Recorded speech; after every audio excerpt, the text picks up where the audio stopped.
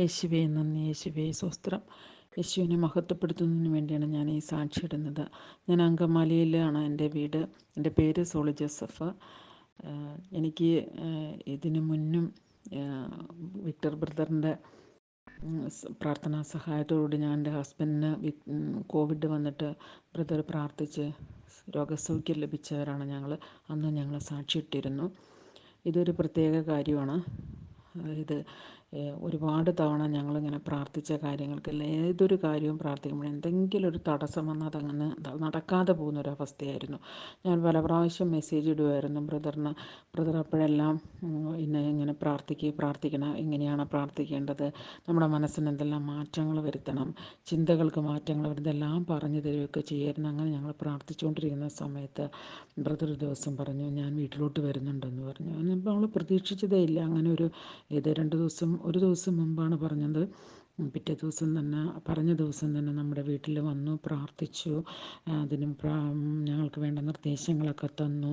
അങ്ങനെ ഞങ്ങൾ തുടർന്നും പറഞ്ഞതുപോലെയുള്ള പ്രാർത്ഥനകളിലും എല്ലാം ഫാസ്റ്റിംഗ് എടുത്തും വിശുദ്ധ കുർബാനയിൽ പങ്കുകൊണ്ടും അങ്ങനെയൊക്കെ ഞങ്ങൾ പ്രാർത്ഥിച്ചുകൊണ്ടിരിക്കുമായിരുന്നു. അങ്ങനെ ഞങ്ങൾ ശരിക്കും മാനസികമായിട്ട് വളരെ സ്വസ്ഥതയും സമാധാനവുമായിരുന്നു. അപ്പോഴാണ് ഞാനൊരു ഗവൺമെൻറ് എംപ്ലോയിയാണ്. എൻ്റെ സർവീസ് ബുക്ക് 22 വർഷത്തെ ഗ്രേഡ് പാസ്സാകുന്നതിന് വേണ്ടി ഗവൺമെൻറ്റിലേക്ക് അയച്ചത്, DHSലേക്ക് അയച്ചു. കഴിഞ്ഞ ഡിസംബറിൽ അയച്ചതാണ്. ഈ മാസം, അതായത് ഈ ജൂലൈയിലാണ് ശരിക്കും അത് പാസ്സായി വന്നത്. ഒരു കാരണവും ഇല്ല, ആ ബുക്ക് എന്ന് പാസ്സായി വരുന്നില്ല. അവിടെ ഇവിടെയും DHSൽ തന്നെ ഇങ്ങനെ ഇരിക്കുക. എന്നാൽ ബുക്ക് അവർ തിരിച്ചയക്കുന്നുമില്ല. ഓരോ കാരണങ്ങളെ വെറുതെ എഴുതി വിടുന്നു. ഒന്നിനും മറുപടി വിടേണ്ടി വന്നില്ല. അല്ലാതെ തന്നെ നമ്മളിങ്ങനെ പ്രാർത്ഥിച്ചുകൊണ്ടേയിരിക്കും. ബ്രദർ ഒത്തിരിയും പ്രാർത്ഥിക്കാറുണ്ട്. ഞാൻ എന്നും മെസ്സേജ് ഇടും. അങ്ങനെ പ്രാർത്ഥിച്ചെന്ന് പറയണം, ഒരു തടസ്സവും കൂടാതെ, അതായത് ഓരോ സ്ഥലത്തും ബുക്ക് പോകുന്ന ഓരോ സ്ഥലത്തിനും സമർപ്പിച്ച് വിശ്വാസ പ്രമാണം ചെല്ലണമെന്ന് പറഞ്ഞ് വിശ്വാസ പ്രമാണം ചൊല്ലി എല്ലാ പ്രാർത്ഥനകളും ചൊല്ലി നമ്മൾ ഒത്തിരിയും വിനയത്തോടു കൂടി തന്നെ നമ്മൾ പ്രാർത്ഥിച്ചത്. അപ്പോൾ പാസ്സായി വന്നു.